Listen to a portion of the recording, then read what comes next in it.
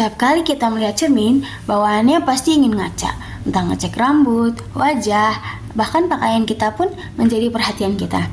Tapi pernah nggak sih kalian kepikiran, kok bisa ya wajah setiap orang tuh berbeda-beda? Yuk kita cari tahu. Kenalin, nama aku Lintang Widyata, maka aku akan jelasin sedikit tentang keanekaragaman hayati, persebaran flora dan fauna, klasifikasi makhluk hidup, dan kladogram. Perbedaan tadi terjadi karena adanya keanekaragaman hayati.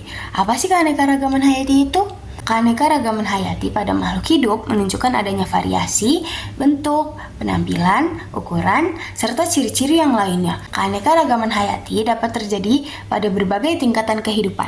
Secara garis besar, keanekaragaman hayati dibagi menjadi 3 tingkat. Yang pertama, keanekaragaman hayati tingkat gen. Ini terjadi pada satu spesies yang sama yang disebut sebagai varietas. Misalnya bunga mawar. Bunga mawar terkenal dengan warnanya yang merah. Tapi ternyata ada macam-macam warna bunga mawar seperti pink, biru, hijau, kuning, dan lain-lain. Mereka satu jenis tapi berbeda-beda. Inilah yang mengakibatkan adanya satu variasi. Kedua, keanekaragaman pada tingkat spesies. Walaupun mereka berbeda spesies, tapi mereka dalam satu genus atau family yang sama. Misalnya singa, macan, harimau, dan kucing. Walaupun mereka berbeda jenis, habitat, dan perilaku, tapi mereka tergolong dalam satu family yang sama. 3, atau yang terakhir, ada keanekaragaman hayati tingkat ekosistem. Ini terjadi akibat perbedaan letak geografis sehingga mempengaruhi perbedaan iklim seperti curah hujan, intensitas cahaya, temperatur, dan lama penyinaran. Ada ekosistem darat dan laut yang tentunya memiliki flora dan fauna yang berbeda. Di ekosistem darat ada savana, yaitu ekosistem ini didominasi dengan rumput dan hanya memiliki beberapa pohon yang bisa dijumpai di wilayah tropis. Selanjutnya ada padang rumput. Hampir sama dengan savana, bedanya adalah di padang rumput tidak ada pohon sama sekali. Selanjutnya ada gurun. Wilayah ini memiliki temperatur yang sangat ekstrim. Maka dari itu, hanya beberapa organisme yang dapat hidup di sana. Selanjutnya ekosistem taiga. Taiga juga didominasi dengan tumbuhan yang daunnya berbentuk seperti jarum. Terakhir, ekosistem tundra. Kebalikan dari gurun, tundra seperti di benua Antartika. Sekarang kita lanjut, ekosistem perairan dibagi menjadi 2 macam, yaitu air tawar yang berupa danau, rawa, ataupun sungai, dan ekosistem laut yang berupa pantai pasir, terumbu karang, dan laut dalam. Itu dia penjelasan singkat tentang keanekaragaman hayati. Selanjutnya, kita akan mengenal tentang persebaran flora dan fauna. Saat kamu berkunjung di kebun binatang, kamu melihat ada penguin, lalu kamu ingat bahwa habitat asli penguin itu hidup di kutub utara. Lalu kamu berpikir mengapa penguin itu bisa bertahan hidup di wilayah sedingin kutub utara ya? Sebenarnya ada faktor yang mempengaruhi persebaran flora dan fauna loh. Sebelum mencari tahu faktor apa saja yang mempengaruhi persebaran flora dan fauna, kamu wajib mengenal dulu dengan lapisan bumi yang menjadi tempat kita ini. Tiap lapisan ini menjadi tempat tinggal makhluk hidup seperti manusia, hewan, dan tumbuhan. Kamu bisa menyebutnya dengan biosfer. Secara etimologi, biosfer itu berasal dari kata bio yang berarti hidup dan sfer yang berarti lapisan. Sebagai makhluk hidup, tentu kita membutuhkan keberadaan daratan, perairan, hingga udara. Begitu pula dengan flora dan fauna.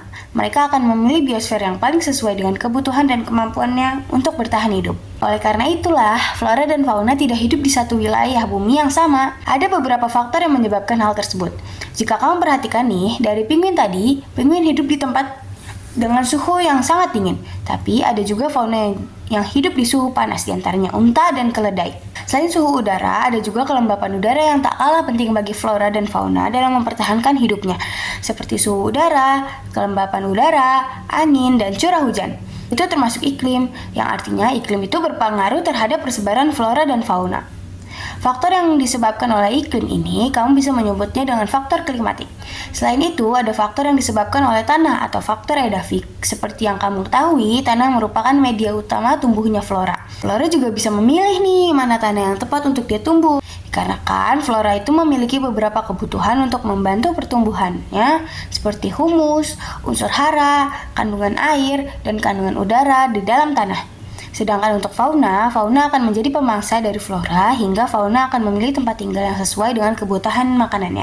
Ya, kamu pernah lihat perkebunan teh? Perkebunan teh itu hanya bisa kamu jumpai di daerah dataran tinggi kan? Dari sini, kamu bisa menyimpulkan jika permukaan bumi juga dapat mempengaruhi faktor tersebut. Bisa kamu sebut dengan faktor fisiografi. Melihat ada cacing yang hidup di tanah? Itu keberadaannya akan membantu proses penyuburan tanah loh dari flora yang hidup di sana. Dari contoh itu, kamu bisa tahu jika makhluk hidup itu juga bisa menjadi faktor persebaran flora dan fauna. Faktor yang disebabkan oleh makhluk hidup inilah yang biasa disebut dengan faktor biotik. Itu dia sedikit penjelasan tentang persebaran flora dan fauna. Selanjutnya, kita akan membahas tentang klasifikasi makhluk hidup. Apakah kalian pernah ke perpustakaan? Kalau ya, waktu di perpustakaan, kamu pasti melihat buku-buku yang tersusun rapi dan dikelompokkan berdasarkan jenisnya. Mengelompokkan buku-buku itu tujuannya supaya kamu mudah menemukan buku yang kamu cari. Sama seperti makhluk hidup juga perlu dikelompokkan agar lebih mudah untuk mempelajari keanekaragamannya. Kelompokkan makhluk hidup inilah yang dinamakan klasifikasi. Lalu, apa sih tujuannya? Tujuan yang pertama, mendeskripsikan ciri-ciri makhluk hidup. Yang kedua, mengelompokkan makhluk hidup berdasarkan ciri-ciri yang dimilikinya. Yang ketiga, mengetahui hubungan kekerabatan antar makhluk hidup. Dan yang keempat, mengetahui evolusi makhluk hidup atas dasar kekerabatannya. Sistem klasifikasi makhluk hidup adalah ilmu yang mempelajari tentang sistem klasifikasi. Ini dinamakan taksonomi. Saat ini diketahui ada 3 sistem klasifikasi makhluk hidup. Ada sistem alami, sistem artifisial atau sistem buatan, dan ada sistem filogenik. Sistem alami itu berdasarkan sifat morfologi atau bentuk fisiknya. Misalnya hewan berkaki 4, hewan bersayap, dan lain-lain. Kalau sistem artifisial dibuat untuk tujuan praktis, misalnya pengelompokan makhluk hidup berdasarkan kegunaannya. Contoh, tanaman jahe dan tanaman ginseng. Itu dikelompokkan sebagai tanaman obat.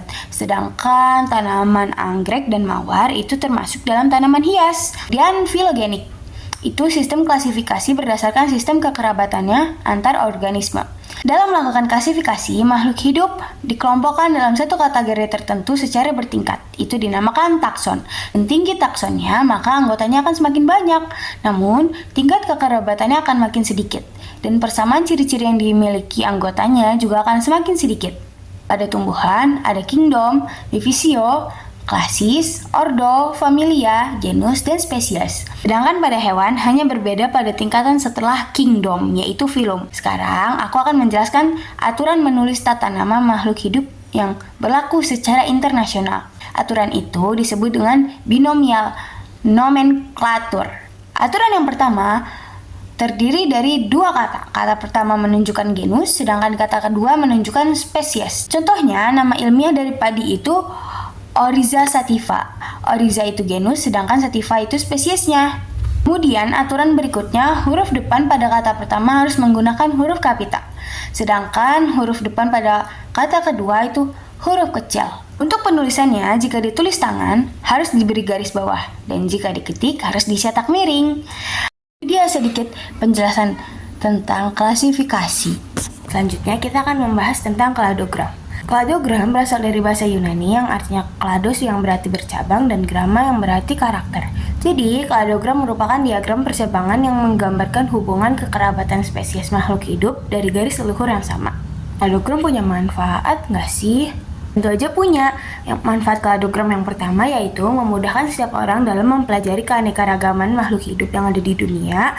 Kedua, membedakan karakteristik dan jenis antar satu spesies dengan spesies lainnya juga menjadi lebih mudah. Gimana sih cara membuat kladogram? Cara membuat kladogram yang pertama, menentukan spesies yang akan dimasukkan ke dalam kladogram. Yang kedua, mendata dan menyusun daftar karakter tiap spesies. Ketiga, identifikasi dan membandingkan spesies dengan daftar karakteristik dengan tabel. Keempat, menyusun kladogram. Kelima, menarik kesimpulan. Jadi ya, sedikit penjelasan saya tentang keanekaragaman hayati, persebaran flora dan fauna, klasifikasi makhluk hidup, dan kladogram. Semoga dapat mudah dipahami dan terima kasih. Sampai jumpa.